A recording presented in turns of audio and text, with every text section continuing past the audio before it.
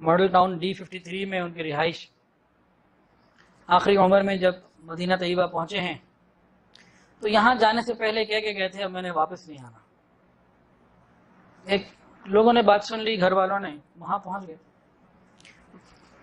21 یا جتنے دن کا بھی سفر تھا، آپ کو علم ہے کتنے دن؟ 21 دن کا سفر تھا۔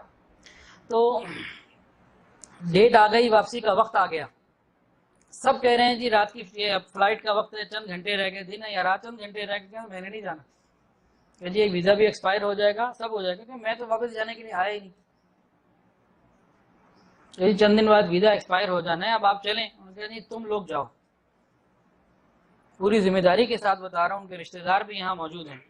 وہ وہاں رک گئے، اپنے گھر والوں کے جن کے ساتھ گئے تھے جتنا وقت تھا 21 دن یا جو، پورا وقت وہاں گزارا اور اپنی واپسی کی کنفرم سیٹ کو چھوڑ دیا، واپس نہیں آئے، پورا گھر لاہور واپس آ گیا۔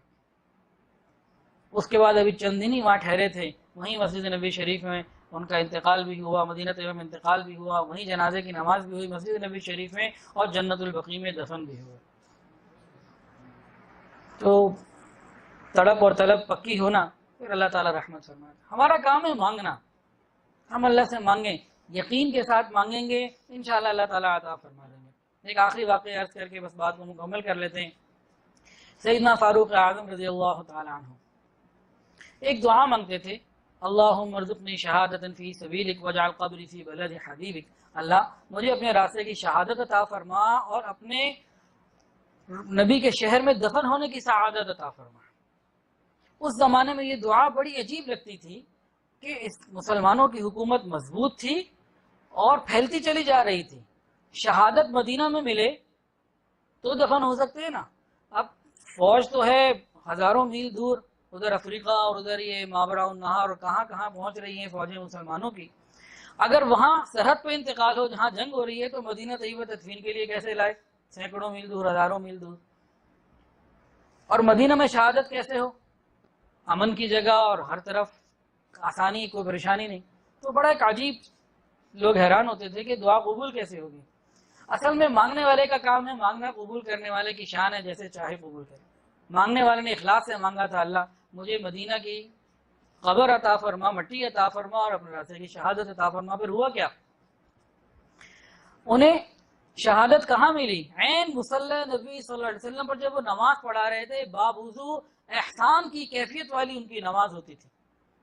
اگر مدینہ کی کسی وادی میں، کسی پہاڑ کے اوپر بھی ان کو شہادت مل جاتی تب بھی ان کی دعا قبول تھی، لیکن مانگنے والے نے تو فقط شہادت مانگی، دینے والے نے ریاض الجنہ کے اندر روضہ رسول کے پاس نماز کی حالت میں، باوضو حالت میں مسجد کے اندر شہادت عطا فرمائی، وہ جو زخم لگا وہاں لگا۔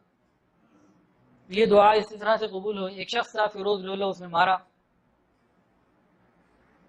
اس میں ایک اور بہت سمجھنے کی بات ہے، امیر المؤمنین ہے، زخمی ہو گئے، لیکن پیچھے سے ایک اور صحابی آگے بڑھے، نماز پوری کروائی، کہ وہ اللہ کا حکم تھا۔ یہ صحابہ کا عمل اور استقامت تھی۔ دوسری بات کہ مسجد انہوں نے مانگا تھا مدینہ میں دفن ہونا، تو اگر جنت البقیع میں دفن ہو جاتے تو بات پوری ہو جاتی، یہی مانگا تھا کہ مدینہ میں دفن ہو، لیکن مانگنے والے نے تو جو مانگا سو مانگا، دینے والے کی شان اس سے زیادہ نرالی تھی، اس سے زیادہ عالی تھی۔ دینے والے کا پیمانہ ہمیشہ بڑا ہے، مانگنے والے کی مانگ چھوٹی ہوتی ہے، دینے والے کی دین بہت زیادہ۔ تو کہاں قبر بنی؟ جناب رسول اللہ صلی اللہ علیہ وسلم کے بالکل ساتھ حجرہ شریفہ کے اندر۔ اخلاص کے ساتھ اگر مانگتا ہے انسان، اللہ رب العزت آج بھی یہ موقع نعمتیں عطا فرما دیتے ہیں۔ اللہ تعالی ہم سب کو قبولیت والی حاضری عطا فرمائے۔